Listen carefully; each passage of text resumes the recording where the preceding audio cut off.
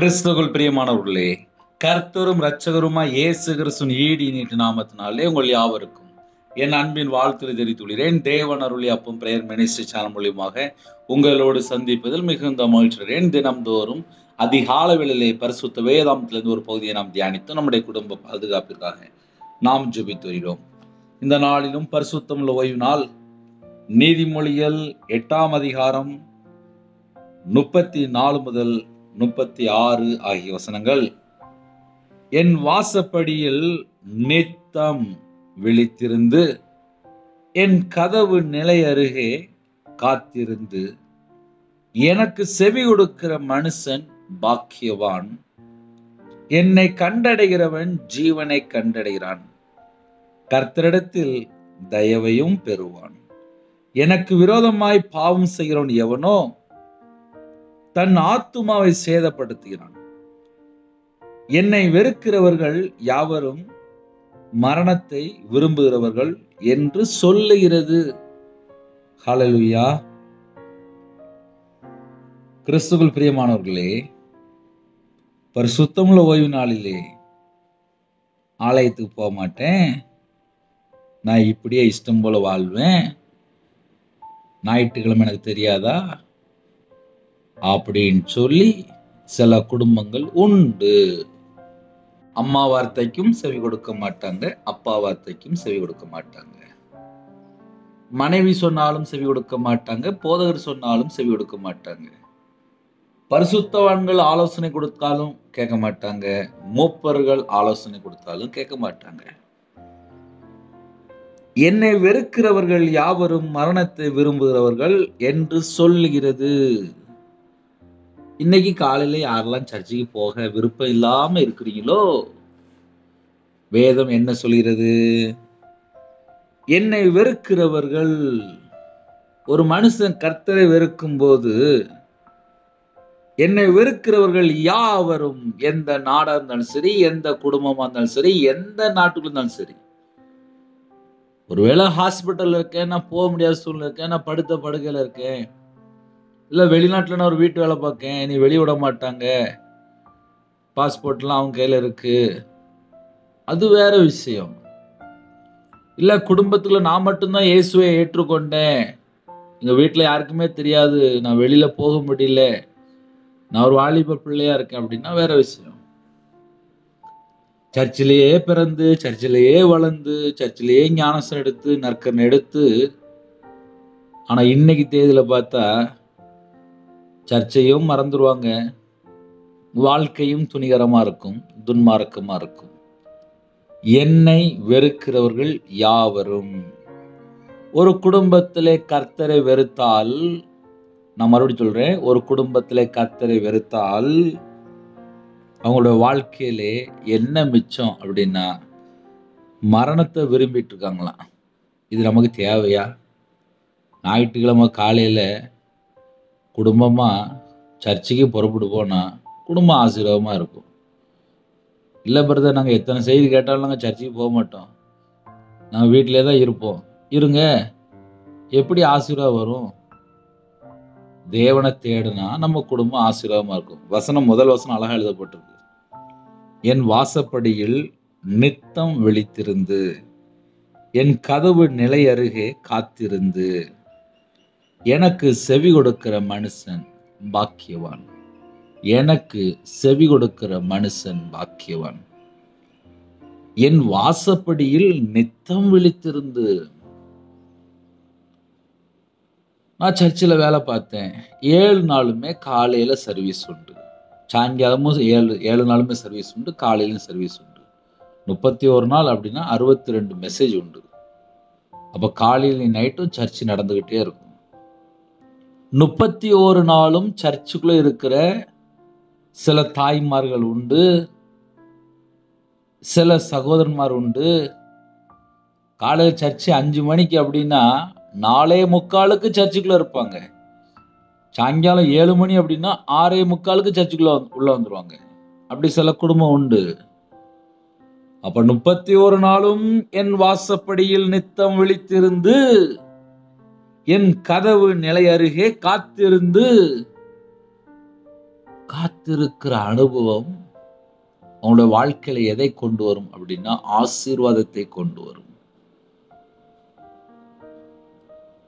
சில பணக்காரங்களை போய், ரொம்ப ஏழை எளிய ஜனங்களா இருப்பாங்க, அவங்களுக்கு வீட்டில் ஏதாவது தேவை இருக்கு அப்படின்னா அந்த பணக்காரங்களை போய் டெய்லி போய் பார்த்து பார்த்து எனக்கு இது வேணும் அது வேணும்னு சொல்லி கேட்டு கேட்டு வாங்கிட்டு வருவாங்க. நமக்கு பணக்காரர் யாரு? இயேசு கிறிஸ்து தான்.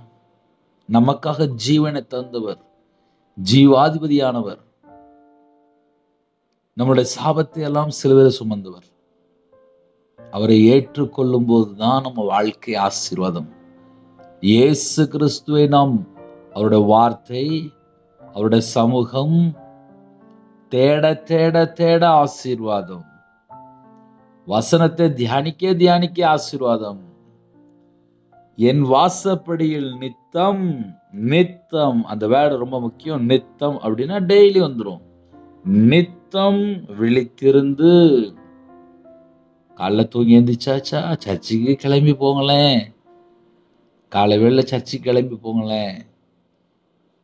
சர்ச்சு 9 மணிக்கு ஆரம்பிக்க அப்படின்னா 8:45 போங்களேன். குடும்பம் ஆசீர்வாதமா இருக்கும்ல, சமாதானமா இருக்கும்ல, விடுதலையாக்கப்பட்ட சந்ததியா இருக்கும்ல.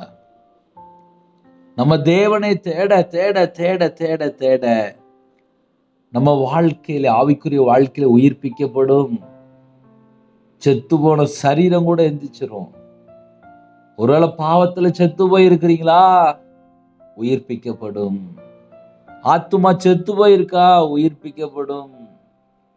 ஒருவேளை ஆவியில முறிந்த நிலைமையா? உயிர்ப்பிக்கப்படும். சிந்தனைக்குள்ள பலவிதமான அசுத்தமான எண்ணம் வருதா? புதுப்பிக்கப்படும். தேவனை தேடினால், நம்ம சிந்தை கிறிஸ்துவோடு இணைக்கப்பட்டால், புது சிந்தை நமக்குள்ள வரும்போது, எப்படி புது இருதயம் நம்ம சொல்றோமோ, நம்ம சிந்தை கிறிஸ்துவோடு இணைக்கும் போது, இயேசு கிறிஸ்து ரத்தத்தினால கழுவி சுத்திகரிக்கும் போது நம்ம குடும்பம் ஆசீர்வாதம். இதெல்லாம் எப்போ நடக்கு? இப்ப காலை வேளையில செய்தி கேட்குறீங்க கர்த்தருடைய பிள்ளைகள். சில குடும்பத்துல படுத்த படுக்கையில இருக்கிறாங்க, வியாதியோடு இருப்பாங்க, வயசாயிருக்கும், கூட்டு போக ஆள் இருக்காது. சில குடும்பத்துல விக்கிர வழிபாடுல இருப்பாங்க, அவங்க வீட்டுல எங்க வெளியில போன்னு தெரியாது, வீட்டுல பைபிள் இருக்காது, வேற ஊர்ல இருப்பாங்க, வேற கிராமத்துல இருப்பாங்க, வேற பட்டணத்துல இருப்பாங்க. அவங்களுக்கு மட்டும் இயேசுவை பிடிக்கும். அவங்க காலை வேளையில நைட்டு வேளையில டெய்லி செய்தி கேட்பாங்க. ஆனா பர்டிகுலரா ஞாயிற்றுக்கிழமை சில குடும்பத்திலே சர்ச்சுக்கு போற பிள்ளைகள் உண்டு. ஆனா அவங்க சில மாசமாக, சில நாட்களாக கர்த்தரை தேடாமல் துணிகரமான பாவத்துக்குள்ள இருக்கிறாங்க. ஞாயிற்றுக்கிழமை காலையில சர்ச்சுக்கு போகணும்னு சொல்லி சில குடும்பத்துல அக்கறை இல்லை, கர்த்தரை குறித்து ஒரு பயம் இல்லை, கர்த்தரை தேடுறதுக்கு விருப்பம் இல்லாமல் காலையில சௌரியம் போல எந்திரிக்கிறது. 9 மணி சர்ச்சு அப்படின்னா 9:15 9:30 எந்திரிக்கிறது. அப்ப சர்ச்சுக்கு எப்போ போக முடியும்? போலாமா வேண்டாமா, போலாமா வேண்டாமா. இன்னும் சில குடும்பம் இருக்கு, சர்ச்சுக்குள்ள போய் ஷூ போட்டு உட்கார்ந்து இருக்கிறது, கையில பைபிள் கொண்டு போக மாட்டாங்க, செல்போன் அப்படியே பார்த்துக்கிட்டே உட்காந்துருப்பாங்க. அந்த செல்போன்ல நல்லது இருக்கு, கெட்டது இருக்கு, கையில பைபிள் தூக்கிட்டு போக மாட்டேங்காங்க. இப்ப அப்படிப்பட்ட காலமா இருக்கு. தேவனை தேடினால் நம்ம குடும்ப ஆசீர்வாதம். என் வாசப்படியில் நித்தம் விழித்திருந்து, கர்த்தருடைய பிள்ளைகள் எப்படி இருக்கணும்னு சொல்லி அழகா எழுதப்பட்டிருக்கு. என் வாசப்படியில் நித்தம் விழித்திருந்து, என் கதவு நிலை அருகே காத்திருந்து, எனக்கு செவி கொடுக்கிற மனுஷன் பாக்கியவான், எனக்கு செவி கொடுக்கிற மனுஷன் பாக்கியவான். யாரெல்லாம் இந்த செய்தி கேட்பீங்களோ, கர்த்தருக்கு செவி கொடுக்கிறோமா? என் கதவு நிலை அருகே காத்திருந்து என்று எழுதப்பட்டிருக்கு. ஆலயத்தினுடைய வாசப்படியிலே, ஆலயத்தினுடைய கதவு நிலை அருகே நித்தமும் விழித்திருந்து, நித்தமும் காத்திருந்து, அந்த அனுபவம்லாம் அவ்வளவு ஆசீர்வாதம். ஒரு மனுஷன் சர்ச்சுக்குள்ள போயிட்டானாலே அவனோட வாழ்க்கை மாறிடும். இந்த ரவிராஜனுடைய வாழ்க்கை எப்படி தெரியுமா இருந்துச்சு? விக்கிரத்துக்குள்ள இருந்துச்சு, மாந்திரியத்துக்குள்ள இருந்துச்சு, துன்மார்க்கமான ஒரு வாழ்க்கையா இருந்துச்சு. எனக்கு இயேசு கிறிஸ்து எப்படிப்பட்டவர்களோ எனக்கு தெரியாது. எனக்கு ரட்சிக்கப்பட்ட அனுபவம் எனக்கு கிடையாது. பரிசுத்தாவியால் நிரப்பப்பட்ட அனுபவம் கிடையாது. பரிசுத்தாவியான எப்படினாலே எனக்கு தெரியாது. தேவனுடைய வார்த்தைன்னா என்னன்னு தெரியாது. நான் 11 வயசுல வேலைக்கு போன ஒரு வியாபாரி, வேலைக்காரன். ஆனா வியாபாரத்துல நஷ்டப்பட்டதுக்கு அப்புறம் தான் முழு நேர ஊழியத்துக்கு வந்தேன். கையில பைபிள் எடுத்து வாசிக்கும் போது தெரிஞ்சது, அன்பு கூறணும், பரிசுத்தமா வாழணும், உண்மையா வாழணும், நீதியை பின்பற்றணும். என் வாழ்க்கையில நான் கர்த்தரை விட்டு தள்ளி போயிருந்ததுனாலே, நான் கையில பைபிள் எடுத்து வாசிக்கும் போது பல காரியங்களை யோசிப்பேன். இவ்வளோ இப்படிலாம் எழுதப்பட்டிருக்கு, எப்படி வாழ முடியும்? ஆனா தேவனுடைய சமூகத்திலே நித்தம் காத்திருக்கும் போது, விழித்திருக்கும் போது, வேதத்தை தியானிக்கும் போது, பரிசுத்தத்தினால் நிரப்பப்படும் போது, வல்லமையால் நிரப்பப்படும் போது, கிருபையினால் நிரப்பப்படும் போது, கர்த்தருடைய ஆவியானவர் வழி நடத்தும் போது வாழ்க்கை மாற்றம், குடும்பத்துக்குள்ளே சமாதானம், எல்கை முழுவதும் பாதுகாப்பு, தேவனுடைய கிருபை, முன்னும் பின்னும் தேவதூதர் ஒரு குடும்பத்துல நிக்கணும் அப்படின்னா அதுக்கு எவ்வளவு கிருபை வேணும்? நம்ம நார்மலா யோசித்து பார்ப்போமே. எனக்கு சின்ன வயசுல எல்லாம் கையில பைபிள் எடுத்து வாசித்த அந்த அனுபவம்லாம் எனக்கு கிடையாது. ஆனா சின்ன வயசுல சர்ச்சுக்கெல்லாம் போயிருக்கேன்.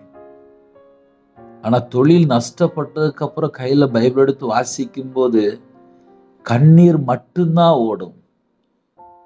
கையில பைபிள் எடுத்து வாசித்துட்டு இருப்ப, கண்ணீர் மட்டும்தான் ஓடும். கண்ணீர் ஓடும். ஜெபம் பண்ணும்போது கண்ணீர் ஓடும். இதுதான் என்னுடைய ஆவிக்குரிய வாழ்க்கையில வளர்றதுக்கு. அந்த இருதயத்தை உடைச்சி சதையான இருதயத்தை தரும்போது நொறுங்குண்ட இருதயம்பாங்க.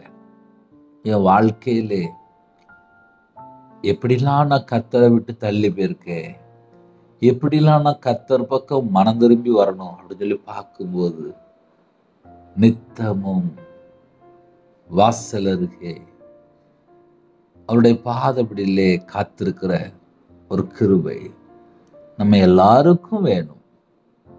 ஞாயிற்றுக்கிழமை தானே, எல்லாரும் சர்ச்சுக்கு கிளம்பிட்டீங்களா? குடும்பமா கிளம்பிட்டீங்களா? உங்க பிள்ளை கிளம்பிட்டா? உங்க பையன் கிளம்பிட்டானா? உங்க கணவர் கிளம்பிட்டாரா? இல்ல நீங்க மட்டும் போறீங்களா? வீட்டுல சமையல் பண்ணா எல்லாரும் சேர்ந்தானே சாப்பிடுறோம். அப்ப தேவனை தேடும்போது எல்லாரும் சேர்ந்தானே போகணும். குடும்பம் யாராவது ரட்சிக்கப்படாம இருக்கா? யாராவது மறுபடி விக்கிரத்துக்குள்ள போயிட்டாங்களா? யாராவது பாவத்துக்குள்ள போயிட்டாங்களா? யாராவது விபச்சார அடிமைக்குள்ள போயிட்டாங்களா? யாராவது போதை அடிமைக்குள்ள போயிட்டாங்களா? இல்ல கஞ்சா பழக்கத்துல போயிட்டாங்களா? இல்ல மதுபான அடிமையில இருக்காங்களா? எதனால குடும்பமா சர்ச்சுக்கு போக முடியாம இருக்கு? இல்ல வீட்டுல யாராவது படுத்த படுக்கையில இருக்காங்களா? ஒரு குடும்பம் ஆசீர்வாதமாவே இருக்கணும் அப்படின்னா என் வாசப்படியில் நித்தம் விழித்திருந்து. ஏன் மெதுவா வாசிக்கணும் அப்படின்னா, என் வாசப்படியில் நித்தம் நித்தம் விழித்திருந்து.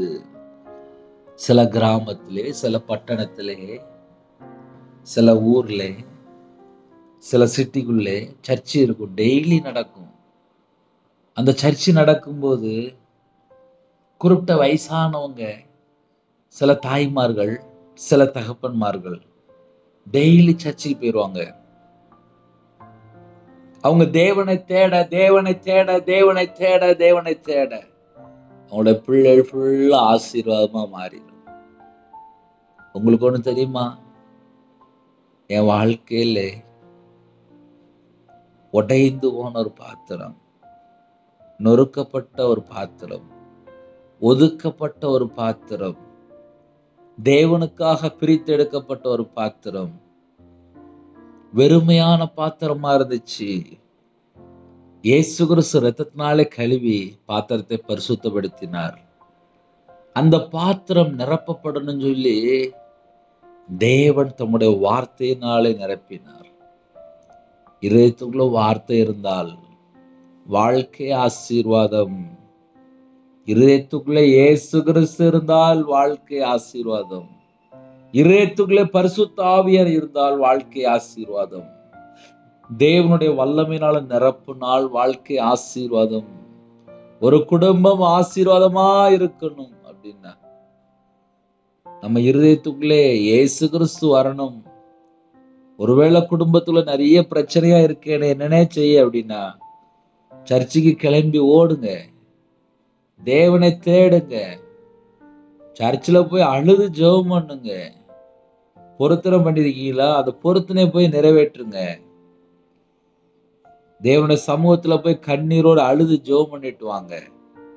வீட்டுக்குள்ள யாரெல்லாம் ரட்சிக்கப்படாம இருக்குங்க ஆலயத்துல போய் சொல்லுங்க. கடன் இருக்க ஆலயத்துல போய் சொல்லுங்க.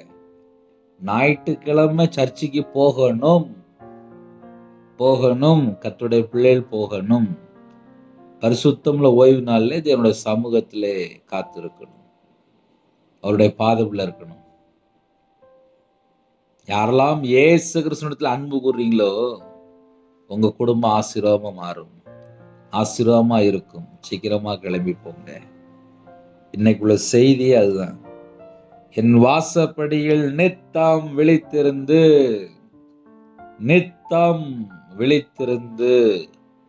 சில குடும்பத்துல பைத்தியம் பிடிச்ச நிலைமை போல ஞாயிற்றுக்கிழமை சர்ச்சுக்கு போகாம மனநல பாதிக்கப்பட்டது போல வீட்டுல இருப்பாங்க.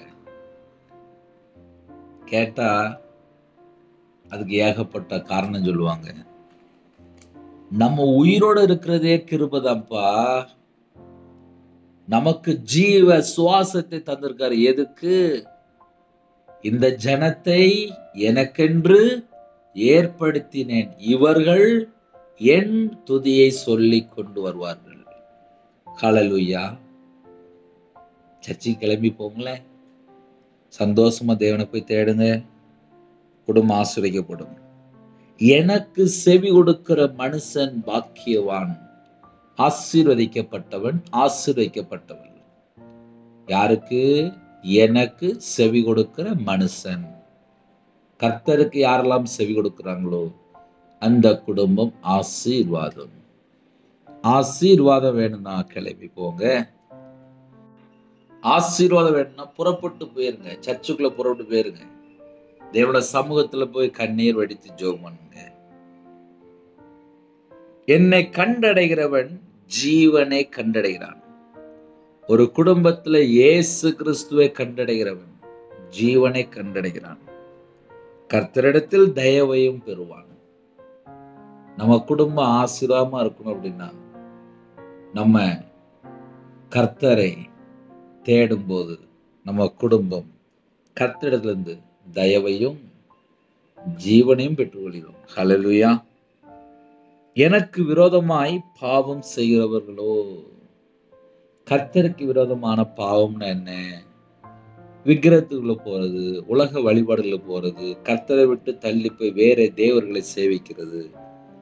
அந்த வீடு ஃபுல்லாவே சாபத்துலதான் இருக்கும். சாபம்னா சாபம்தான், உள்ளதுதான் சொல்ல முடியும். வீட்டுல செத்த போட்டோ, நிறைய போட்டோ வச்சிருப்பாங்க. போட்டோ போய் தொட்டு தொட்டு கும்பிடுவாங்க. நம்ம ஜீவனுள்ள தேவனை தேட போறோம்.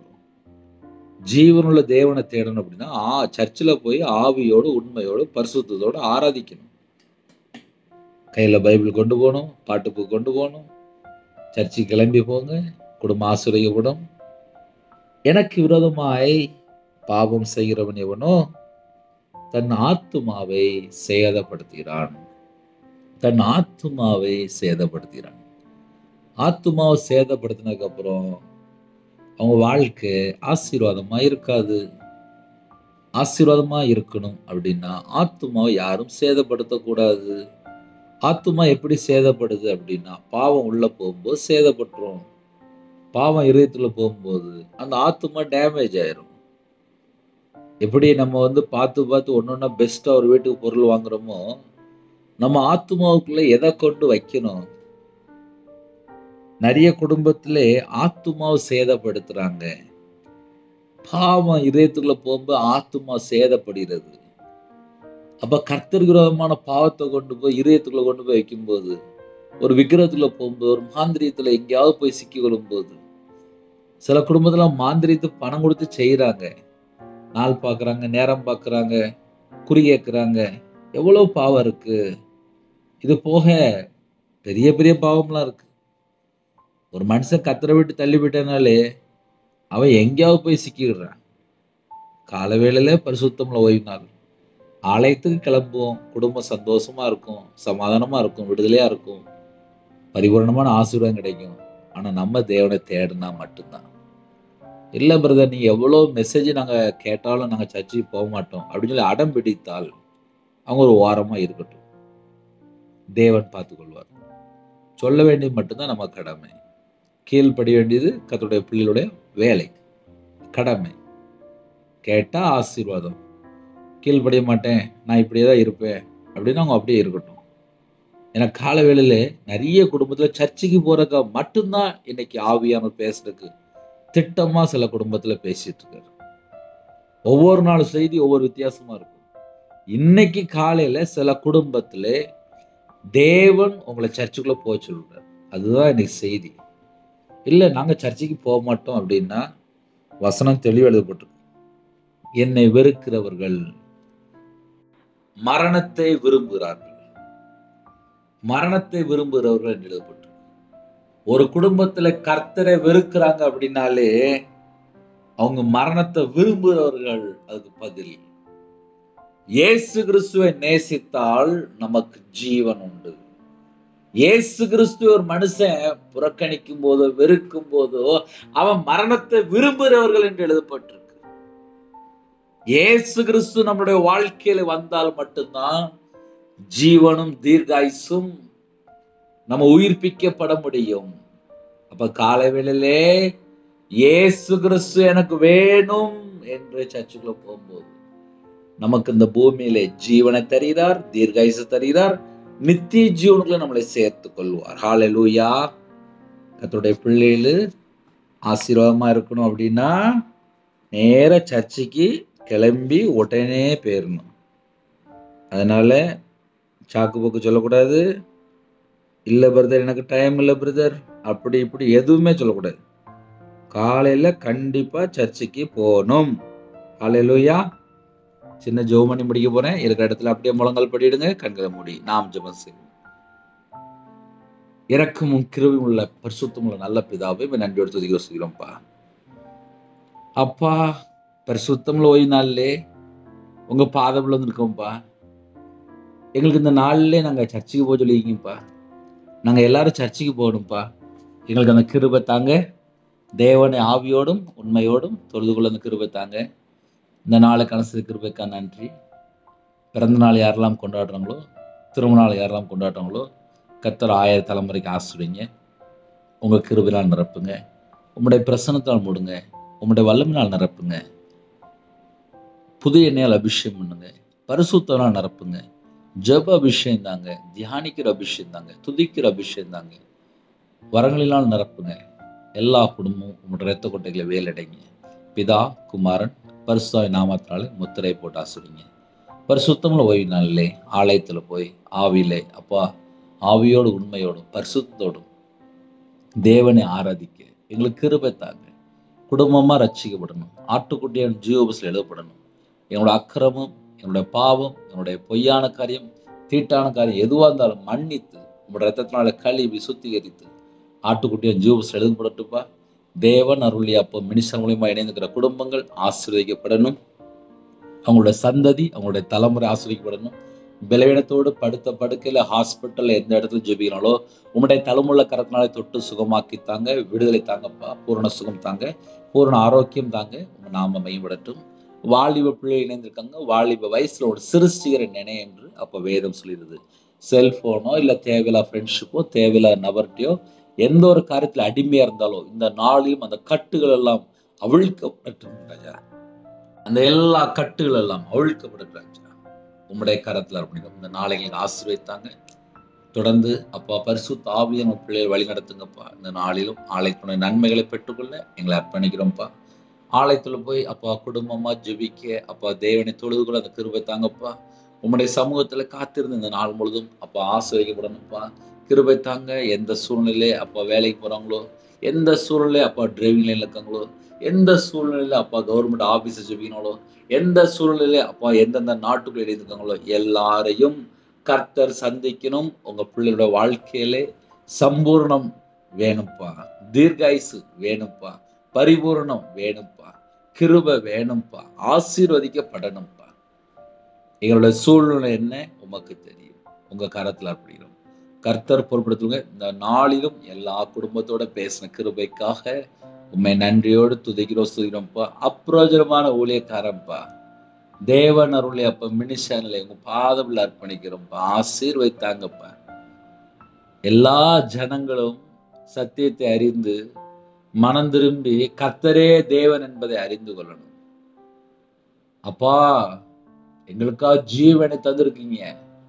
இந்த பூமியில ஒரு சாட்சியுள்ள ஒரு வாழ்க்கை வாழ எங்களுக்கு கிருபை தாங்கப்பா. உமக்காக எழும்பி ஓட கிருபை தாங்கப்பா. திரள் கூட்ட ஜனங்களை பரலோத்து கொண்டு வர கிருபை தாங்கப்பா.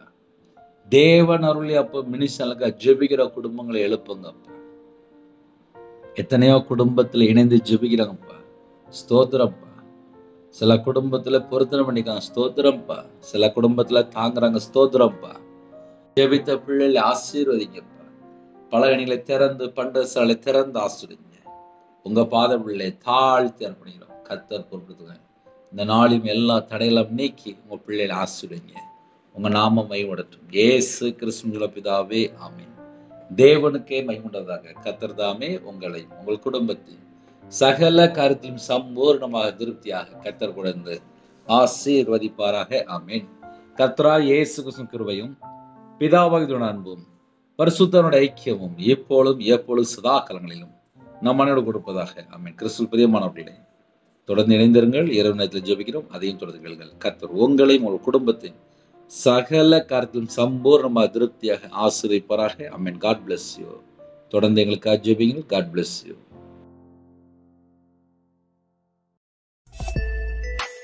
Thanks for watching.